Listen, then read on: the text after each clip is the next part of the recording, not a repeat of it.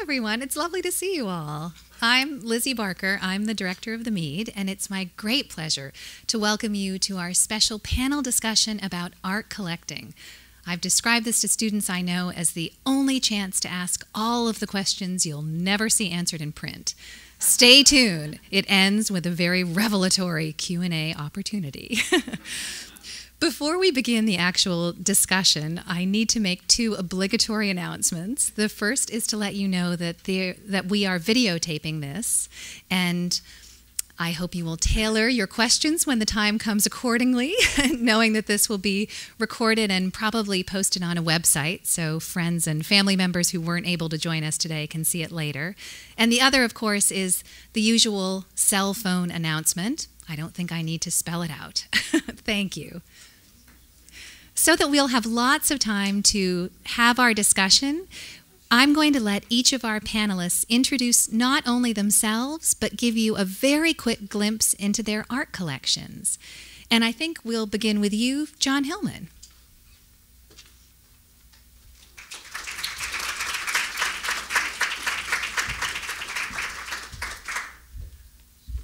I am John Hillman of the class of '66. Linda and I are in here from Oak Park, Illinois, where we live. We met in Ethiopia in 1966, right after I graduated and was in the Peace Corps. So I had no idea at the time I was going to become an art collector. This is one of Linda's pieces. She, for 15 years, made utilitarian pottery, and now she's making necklaces. And the pot was, what was it, Linda? A stoneware pot. And these are porcelain pieces that she makes, fabricates herself. So these are all one-of-a-kind type necklaces. So you can meet her at the reception afterwards if that's of interest. This is where our pottery collection is housed. This is our remodeled kitchen in Oak Park. And you notice the open shelving. You'll notice looking back there the cabinets with glass doors. And it's all designed to look at our pottery and enjoy it while we're looking at it as well as when we're using it. This is the challenge everybody has who visits us. What am I going to have my morning coffee out of? And so there's quite a selection there, and that's probably the longest part of breakfast for some people, trying to choose which breakfast, which one to choose.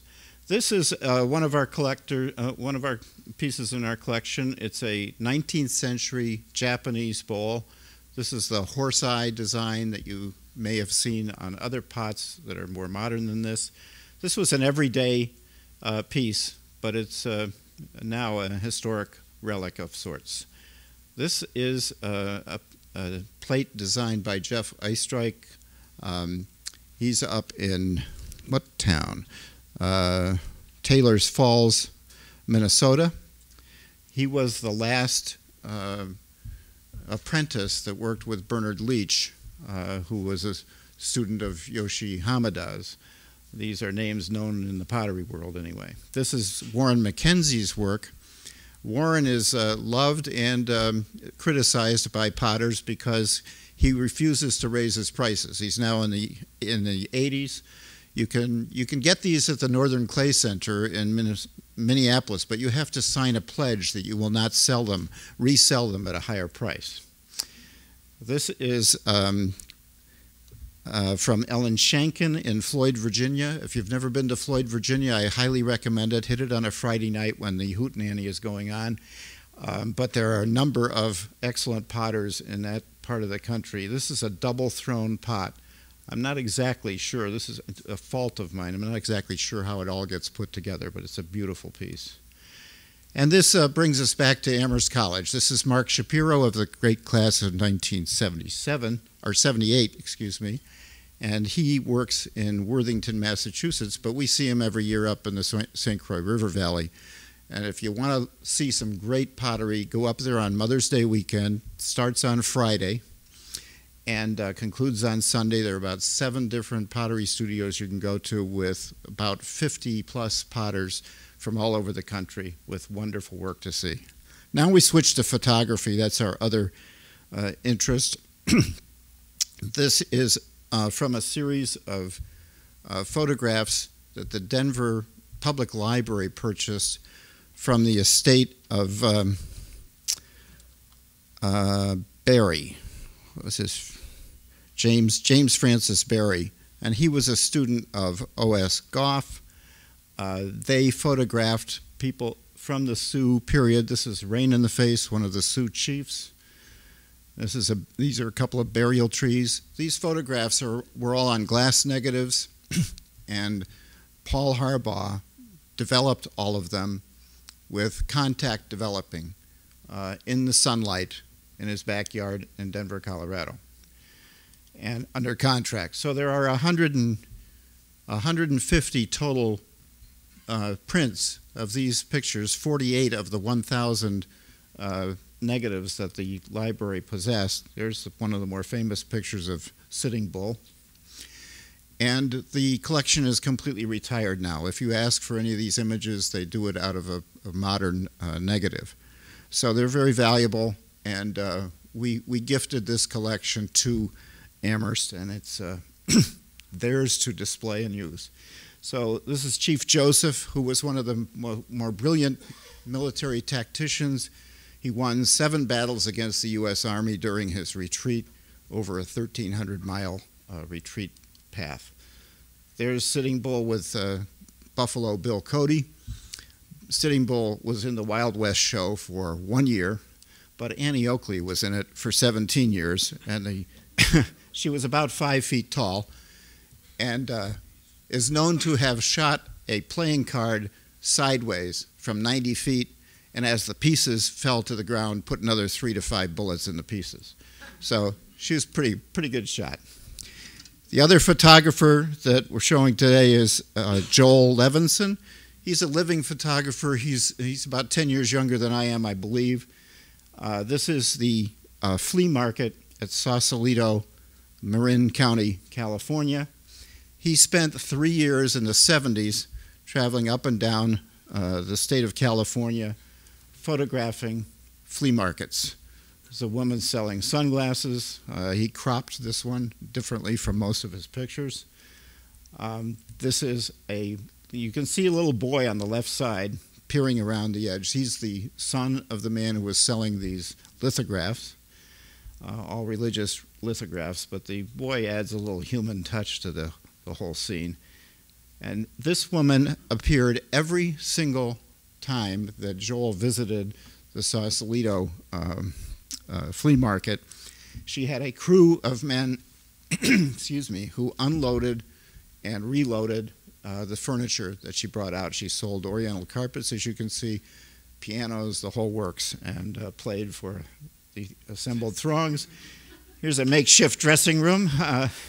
You know, these are chronicles of a period of time that if these pictures had never been taken, same with the Native American pictures, we would not know exactly what these people looked like.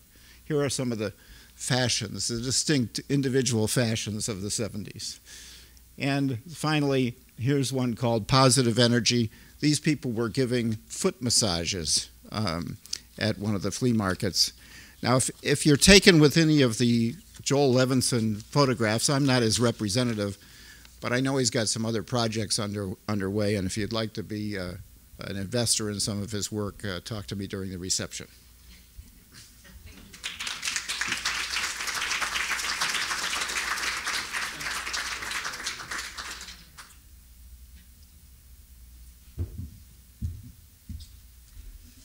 So I'm John Wieland of the class of '58, and I'm a home builder. And I migrated into collecting works that relate to a house and really all media. We have photography, painting, sculpture, ceramics, video. What else? What am I missing? Animation. That is William Christenberry. This is Mitch Epstein. This is hard to understand the scale of this work, but it is about 7 feet tall. It's by the Belgian artist Hans Optebeek and fills that room. And this is really quite small. This is Roy Lichtenstein's small house. Joe Zucker, that's didn't like the sky when we bought it, so we sent it back to Joe, and he did the sky again for us, which I thought was really pretty good and no extra charge. And this is Robert Gober. He made 9 houses early in the 80s, and this is actually in France right now at the Biennial in Lyon. This is the former story of home building. This is Ed Ruscha. The old deal was the big houses, yes, and the little houses, no. And after the recession, of course, it's the little houses, yes, and the big houses, no. And this is Alex Katz, and this is Joel Meyerowitz. And we took a warehouse and converted it into galleries, and we have 20,000 square feet of galleries. And different galleries had different subjects. This section here is called Disaster. And this is Tony Craig in the front and Gregory Crutzen behind him. And we have a wonderful sculpture that is about 12 feet tall that was actually made for a one-man retrospective at MoMA by the artist Vito Acconci, and it's 3 houses, brick, aluminum, and stucco crashing into each other. And these are just a few more gallery views, but we've had the good fortune to, these are on the wall actually commercial paint swatches, and in the white, which of course you can't see in the screen, is the name of the paint. You know, it's SW for Sherwin-Williams, whatever it actually is. So, Sandy?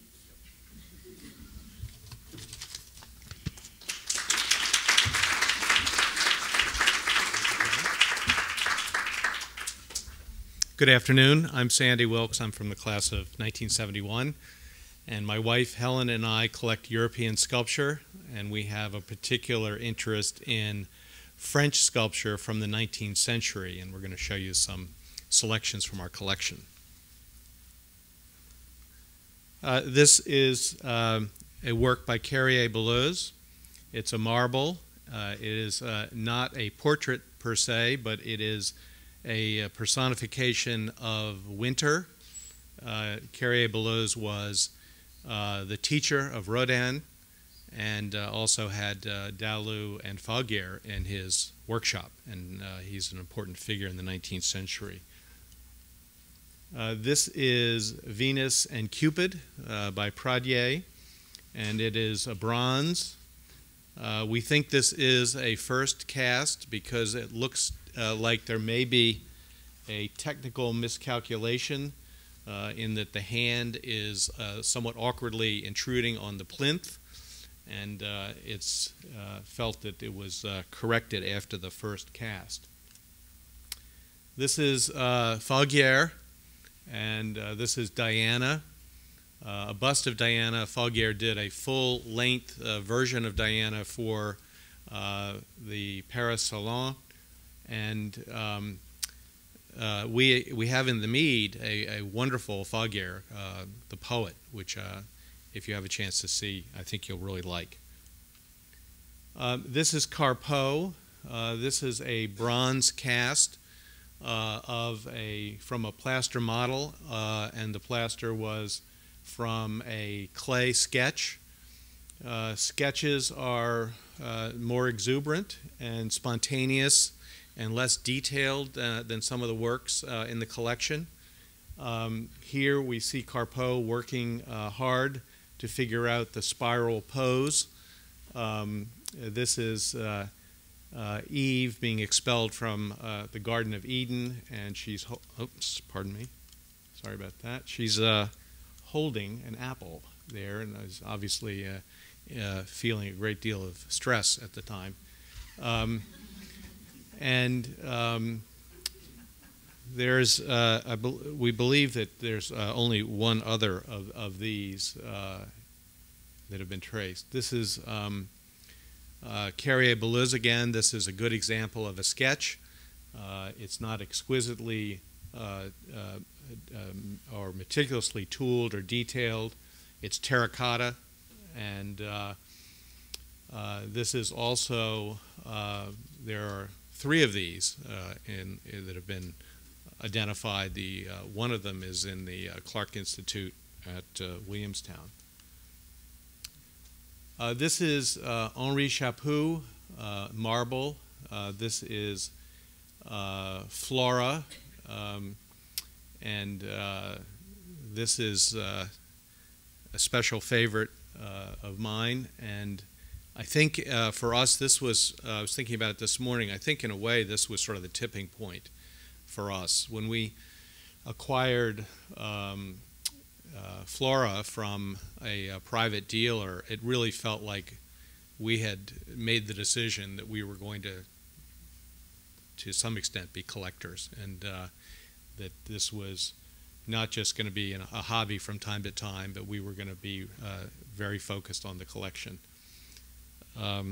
The companion piece to this is in the Musée Henri Chaput in France. This is Falguière. This is a study of a wounded soldier's head in bronze. This has an interesting, there are 3 of these, one at Yale and one at a private collection in New York. And this is interesting for a couple of reasons. One, it is a preparatory study for a monument to the French Revolution.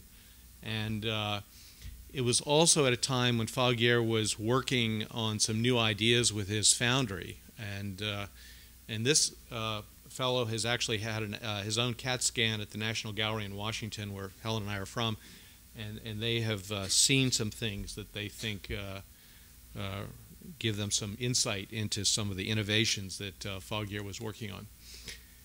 This is Barry, and this would be an example of a much more finely finished and detailed sculpture. This is Theseus slaying the Minotaur. One of the interesting footnotes about this is that this was actually rejected by the Paris Salon, along with 4 other Barry bronzes.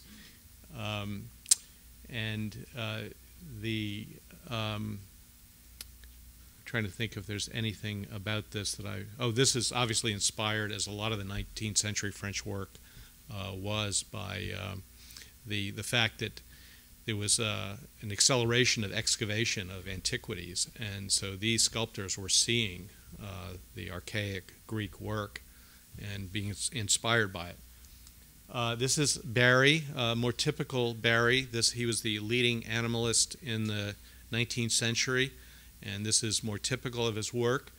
This is not so much a sketch or a highly detailed work, because Barry here is trying to show the muscular power of the tiger, whose the title is Tiger Walking, but to us it looks like the tiger's really stalking or prowling. And so we wanted to be sure to have an example of Barry's signature work in the collection. Finally, our most recent acquisition is a Dalu. This is a woman who is bathing her foot, and this is not a this is a model that does not have an allegory or a deep narrative meaning, but is a beautiful work with great skill and dexterity in the carving and in its composition. So that's our collection. Thank you. Thank you so much for those fascinating insights into your collections. I hope you all agree, as I do, that we have an exciting opportunity to think about a range of types of art and intersecting art markets. Of course, the big issue that I often discuss with classes is the impetus to collect. I think anyone who's thought about ancient archaeology knows that groups of objects have been found together wherever there have been human settlements. Freud had some very interesting theories about this, having to do with creating a legacy, staving off a sense of mortality. Recent psychological research into hoarding disorders has primarily that research has mostly treated collecting as the less exhaustively explored other. the foil and the opposite to hoarding, which is about an inability to make distinctions and to create taxonomies and systems of organization. But I think there's nothing like asking an actual expert. So perhaps we should begin going down the line of our panel by asking, why do you collect? I thought you collected because you had fun. I didn't realize all these psychological things. You know, I'm going to have to go see my shrink. Well, in our case, Sue and I kind of backed into it. We tried a couple of different things. And then, well, part of it was we had an office building for my company. And, you know, if you're in real estate, you don't want to have bare walls. And so you got to do something. And so that's, you start collecting, and then it becomes obsessive. So. That was interesting, courting, because I probably collect because of who I married. And she's the impetus behind decorating the house and arranging things. The furniture, by the way, and the pottery and the photography, they all move around by themselves, Linda claims. So I see things move, you know, displayed in different areas, and that's what happens. I think it just enriches our lives, and especially the pottery. When you get up in the morning and you choose one of those mugs from that rack, I mean, you get back in communication with the person you bought it from. These are direct purchases. We're not going through a dealer or a gallery in most cases, although we've bought a few things from galleries. But we're actually meeting the potters, talking to them about how they are working, how they've changed their work this year as opposed to last year, that sort of thing. And then something catches our eye, and we add it to the collection. Well, it certainly is fun. It really is a great joy for Helen and me. And, you know, if you stay at it long enough, you find yourself surrounded by beautiful objects. Which is, you know, a wonderful experience in itself. Also, it's an opportunity to shape and curate and edit, if you will, a small collection. That's also very satisfying. And sculpture is wonderful in that it's a very intimate type of collecting, in that you actually handle and turn the sculptures without having an alarm go off, and so you feel very connected to the work, and you also have the opportunity to display the work. Sculpture in particular is a wonderful opportunity to use light in different ways, and so those are some of the reasons, I think, why we collect. Sandy, I think you've touched on one of the central issues, which is the notion of curating. I know this is probably the most overused word in the English language right now.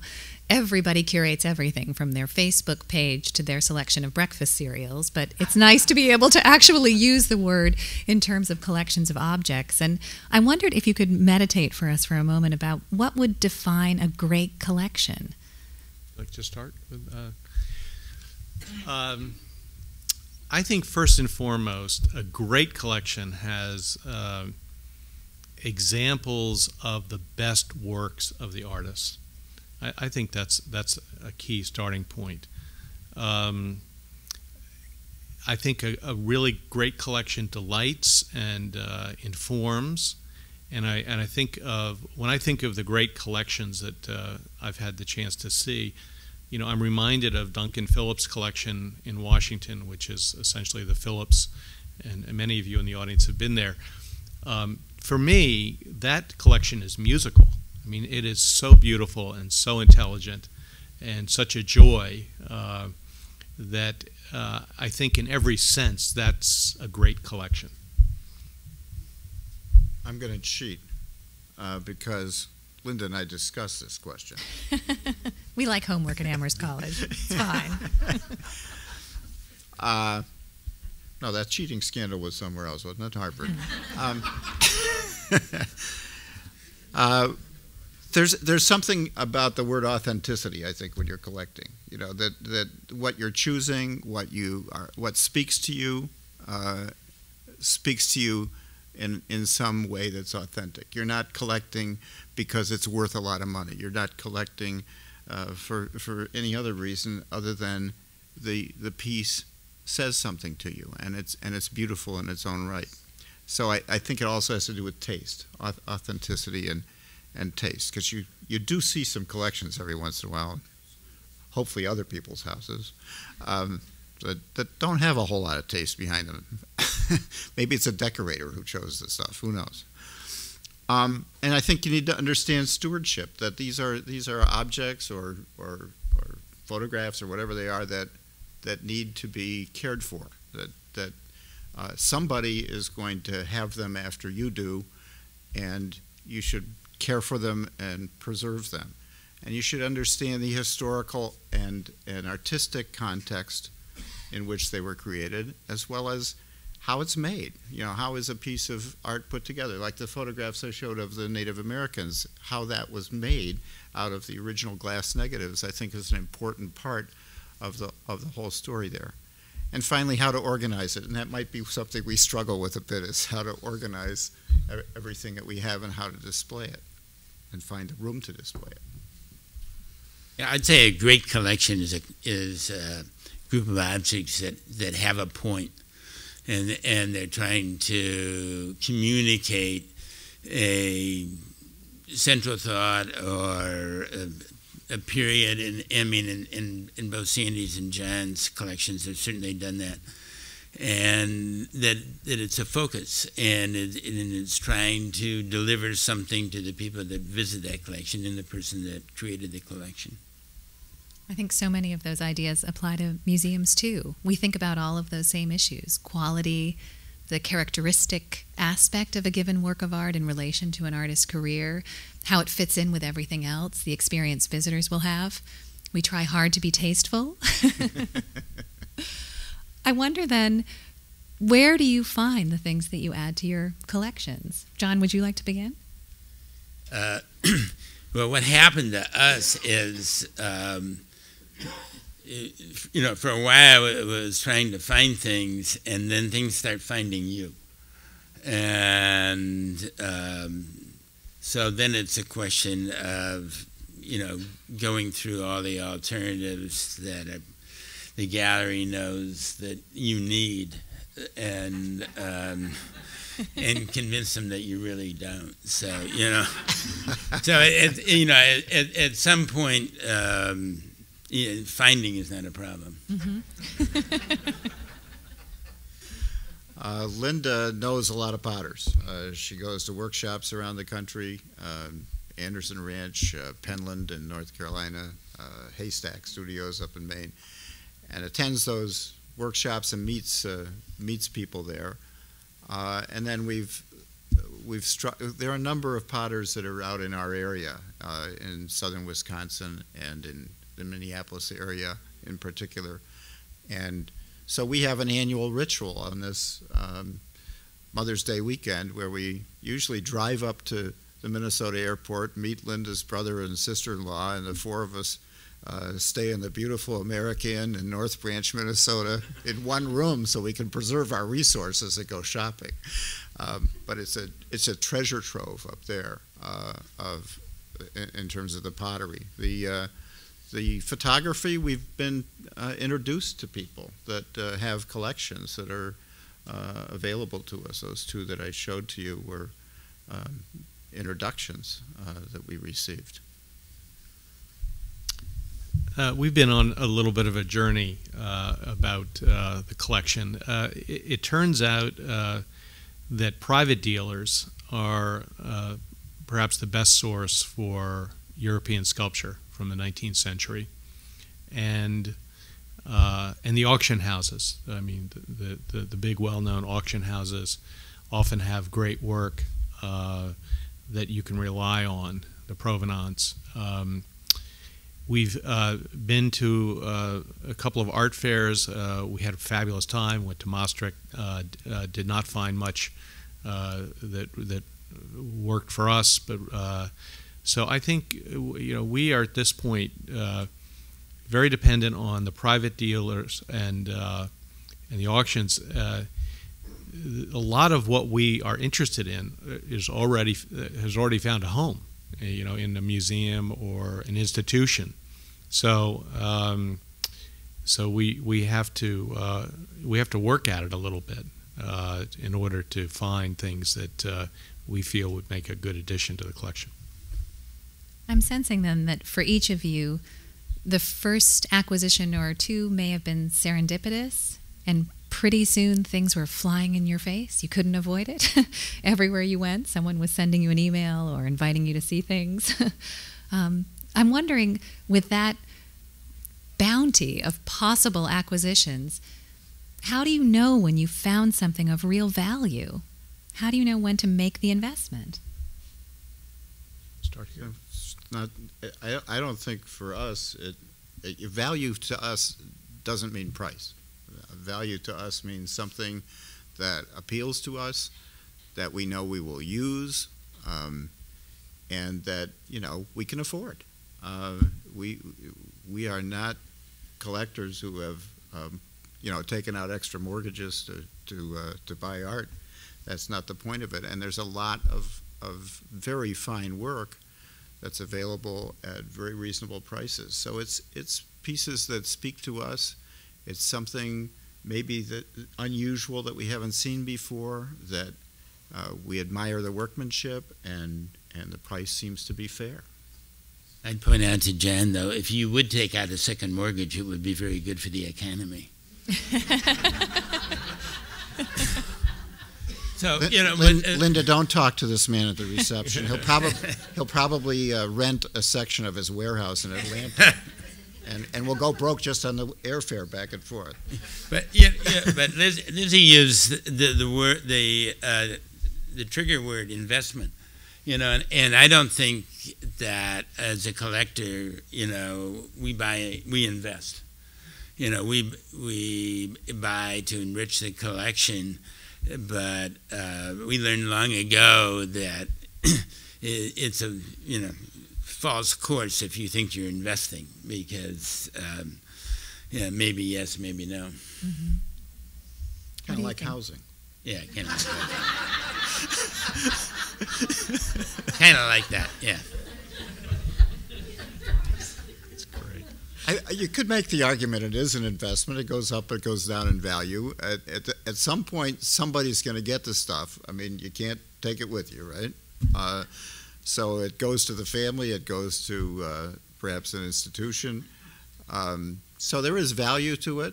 And I know that one of the great things about being part of the Amherst community and donating work to the Mead Art Gallery is that Lizzie gets so darn excited about stuff. It's true. And I mean, she's always bubbly and positive and everything. But when you say, "I've got these things that maybe Amherst would like to have," she says, "Oh, wait, I can see an immediate application in the educational program for that." So don't hesitate. Thinking about all of this reminds me of a scheme I read about a few years ago.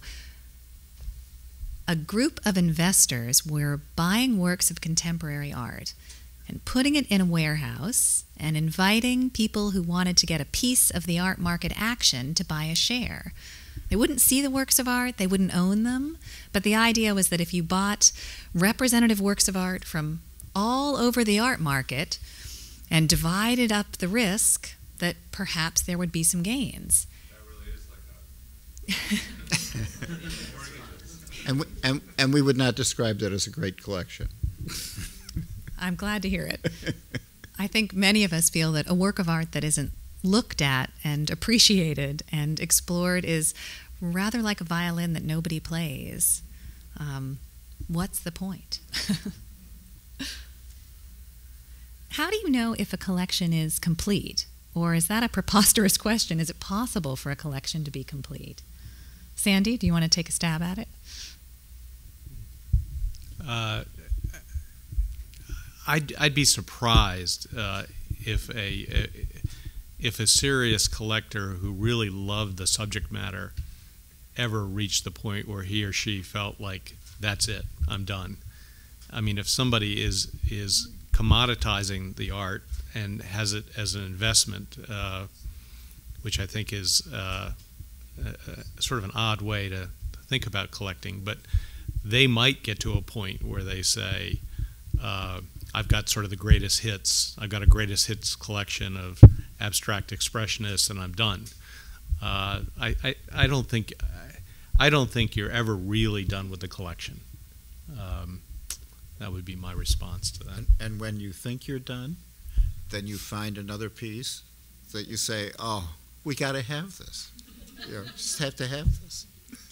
So if you thought your collection was complete, you wouldn't be a collector anymore.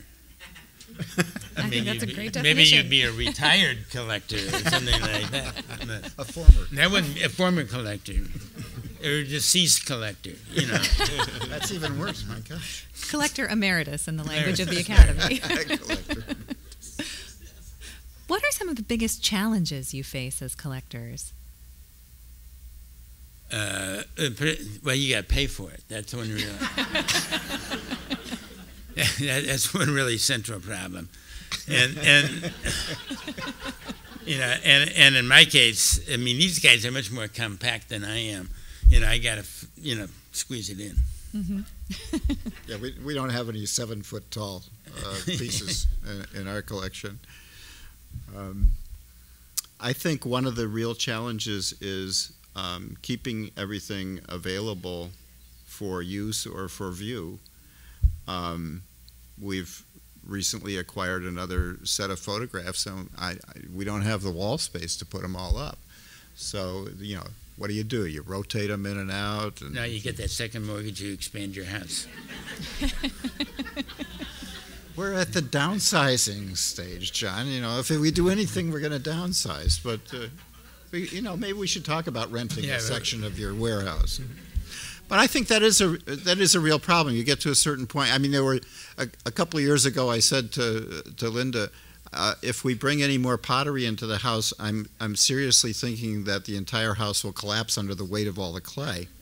So if we bring a piece in, maybe we should have a piece go out. And I thought the plan was working for a while until one day in the basement I discovered the stash. So you get to a certain point, you can't look at it all, which begs the question of why do you have it? You know, it's like that example you gave of having it in a box. So I think that does become a problem. How much do you need? How much do you want? And how often do you get to see it or use it? I think the challenges are, I want to get to the space challenge, but the scarcity issue is one that is a constant challenge, but actually makes it kind of fun. And at least the scarcity of what we're collecting. Time is an issue. You know, how much time does one have to really devote to the collection when one has a day job that's paying for the collection? And as far as the space goes, my wife Helen is an historic preservation architect in Washington, and we live, not surprisingly, in an historic house.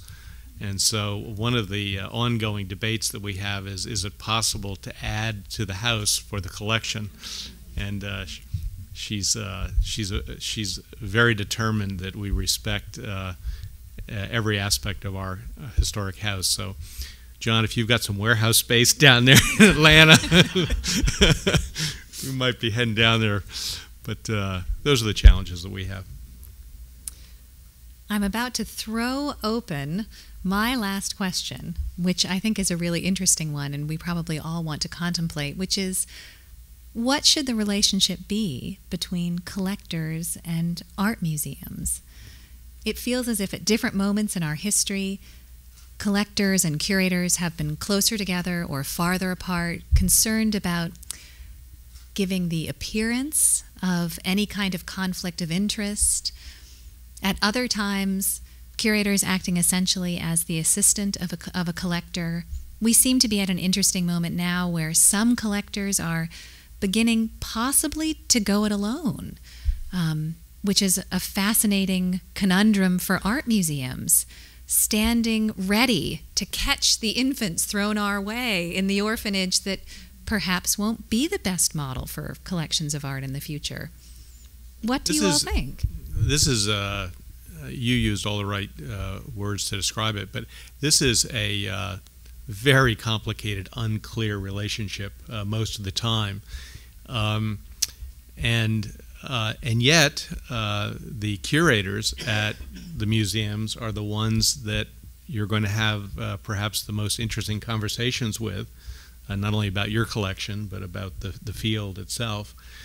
I'm reminded recently in Washington, Robert Smith gave what is probably the most important Renaissance bronze collection in the world to the National Gallery, which ended years of heartbreaking suspense. But the fact is that Bob Smith was very reliant on the sculpture department at the National Gallery. It's just the way it was. He never asked that his works be displayed or exhibited. He didn't ask for a big exhibition in his honor. But he admitted that he very much needed the help of the department at the National Gallery and other places as well. So it's an interesting relationship. When it's done well, it's done like Bob Smith has done it, and I'm sure there are other examples of where it hasn't been done as well. Your comments have just prompted a thought for me, because I've been in communication with Joel Levinson recently. He has this dream of putting together a retrospective of his work, and he's basically done 4 different projects similar to the California flea markets, which you saw up here. And it's going to take a lot of money to put a volume together to accompany what he hopes will be an exhibition, and he wants it to be in university settings, since so many of his works are now here at Amherst. He's thinking of Amherst as one of the possible exhibition places. So it raises the whole question, I could throw it back to you, Lizzie. How do you respond to somebody like that who has that dream? He needs investors. The tighter the relationship is, the better the relationship is, the more Amherst might stand to receive that collection in the future if they're interested. And so there is there's interaction there. I don't know whether you call it messy or a conflict of interest or whatever, but I think it's a genuine objective that he has that involves the use of museums for displaying the work. And of course, the investor who gets involved in it is a fairly high tab, which is why it's out of our reach. Would to get back to, it's not an investment, but on the other hand, if the show goes on tour to many museums, academic museums, both in this country and overseas, that enhances the value of the collection as well. So you've got all kinds of individual interests that converge on that type of a project.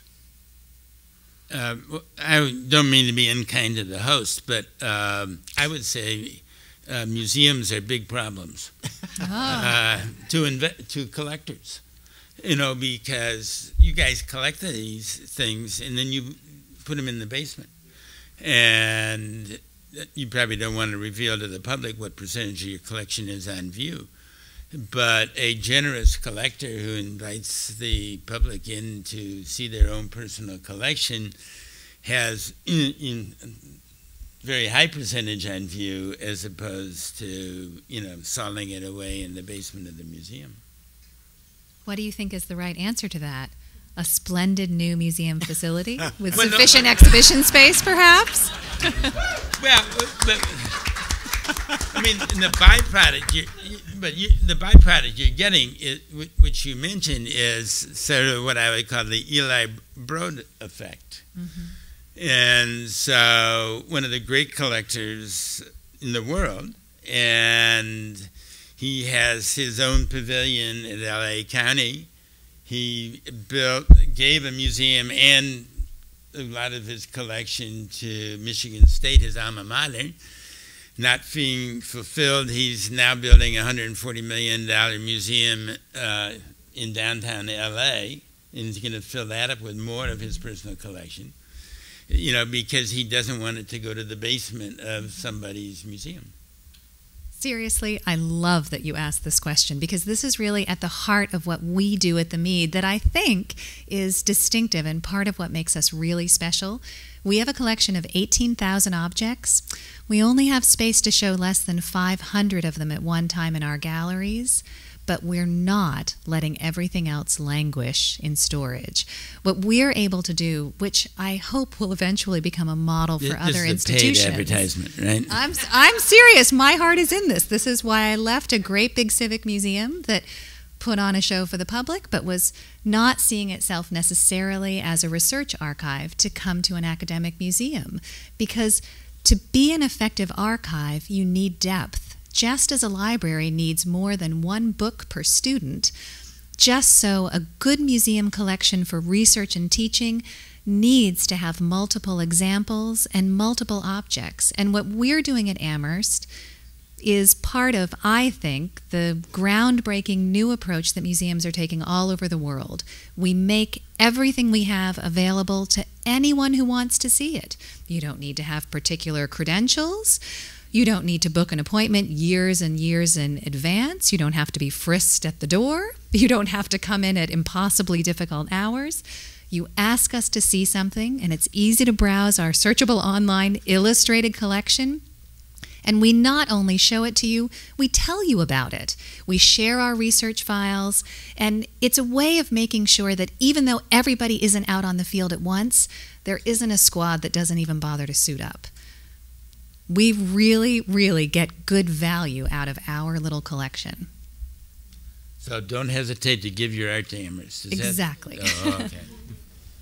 And also just to think about a model of... I'd like to reinforce that a large percentage of that collection is works on paper, which for conservation reasons have to be kept under wraps, so that the reason so many have come down to us is that they've been looked at in portfolios and admired. So if we keep them up, you know, Bowdoin College lost its old master collection drawing because they kept them out on view for 60 years. Right. Now may I ask a question? Yes. I would think any collector worth his salt, her salt, has lost one. Could you all talk about the one that got away? Sandy, maybe most pertinent to you because of the supply and demand of European sculpture. Boy. There are many examples of this and reasons each time. Sometimes we are participating in an auction and we have a limit set on a lot, and the bidding just sails right by and we're out of it. Typically we'll have maybe a second lot in mind, and so that if we're unsuccessful the first time, we might be still have our powder dry for a second lot. I think we've done a little better in sort of as our commitment deepened to the collection. I think we got a little better at saying, let's do it. You know, I mean, it's funny how that works. You know, oh, it'll be wonderful. It'll be wonderful for the collection. But we've had many disappointments along the way, and sometimes the second guessing is endless.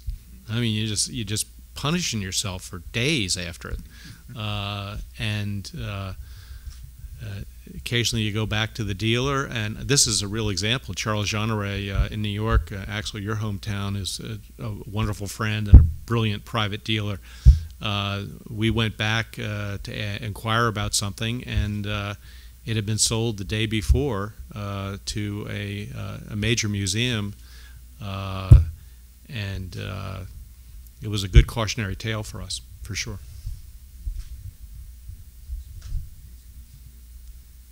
sometimes you're really glad, that you don't get things. Do you think it remains a private collection with integrity if the collector himself or herself is no longer curating the collection, arranging its display? Because they've gone on. Why are they no longer doing Or it? perhaps out to a meeting. I'm not. Well, I'm a big advocate personally of private collections, partly because the nature of my collection is larger works, and I know where they're going. They're going in the basement. And so I don't want to give them away. I want to establish a foundation and fund it so that it can always be there, and there are programmatic aspects to it so that it's not just lifeless, so you see the same thing every time. And I'm sure that's, why Eli does what he did, and Mr. Nasher in Dallas, after tempting all sorts of people with his sculpture, decided to just build his own museum. Yeah, I think it's art history is full of examples of where family members have carried on the vision and taken responsibility for the work. We have a letter from Carpeau's daughter where she's engaged in a very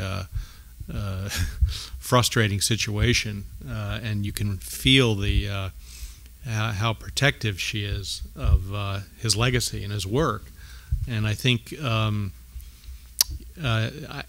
it's, if you have the opportunity to have a family member or the surviving advisor to the collection provide some ongoing direction, that would be better, I think, than having the collection boxed up and sent somewhere where the people didn't have a real insight into what the collectors were trying to accomplish with the collection.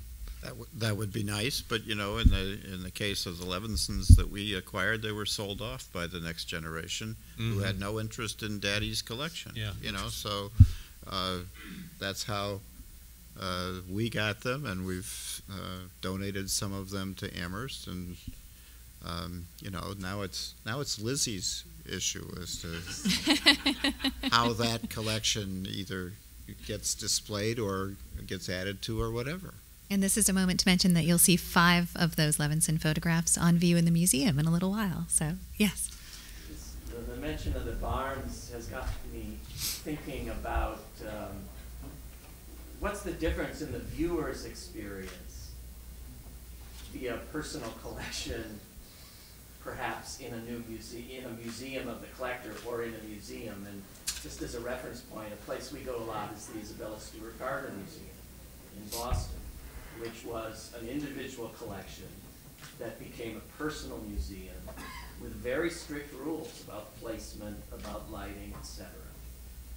Fast forward, 50, 60, 70 years later, and the demands on the collection were such that the Gardner had to build an extension. And it's built this wonderful, beautiful Renzo piano, modern building that is very respectful of the original Fenway Court, or whatever it's called, the Venetian Palazzo. And so for all kinds of practical readings, it makes the collection more accessible to the more and more people who are coming to visit to it. And yet, it does change your experience of seeing that art. It's less intimate, it's a little more institutional, and it's, I've never really thought about the ways in which these, it's almost venue or setting can really influence how you experience the art itself. I think that's a great comment about changing the experience. You take the Gardner. I mean, once you add the gift shop and the cafe, and where they grow the plants and all that kind of thing, it's not the same as just her house. Yeah, but a lot of it is very much in the spirit of her house. I mean, they have a fabulous concert program, and for years it was in the tapestry, and Isabella herself had a lot of musicians there. So it was very much in the spirit. Now they have this jewel box of a concert hall that's actually, from a musical point of view, much more effective than where they had it before. And it's actually allowed them to put the tapestry room back the way it's supposed to be, really. It's a much more powerful space now that it's not used for concerts. Well, I'm going to give another plug to Lizzie because the Native American pictures that we donated to Amherst, the first time I saw them displayed here, your staff or you had selected various images, and Professor Hayashi of the college faculty was asked to speak about them, and it was revelatory because Professor Hayashi made an analogy between the Native American experience in the 19th century and the experience of the Japanese during World War II, Japanese Americans in World War II, and how they were treated, and really made the comment, these are my people that you're looking at here, which I thought was a very powerful message to get across to the assembled group there, and then in other classwork, as I understand it, that was done. So it certainly is a lot different than it was when those images were displayed in our home, but one that had a great deal of value, I think, added a great deal of value to the community here. I think we have time for one more question, and in the back you've had your hand raised for a while. After that, we'll adjourn to the reception in the museum. I'd like to follow up on something that John said. Any courses that you took in art, how did they influence you becoming a collector? This is the room where I took the Slides 25S, wasn't it called? The second semester edition of the Introductory Fine Arts course. It's the only fine arts course that I took while I was at Amherst. I have always enjoyed art. I've always enjoyed going to museums, but I think that interest was heightened by my marriage partner. You know, that was probably one of the smarter moves I made, was hooking up with her and getting much more acquainted. Much more acquainted. Yeah, well, it was the smartest move. Thank you, Cindy.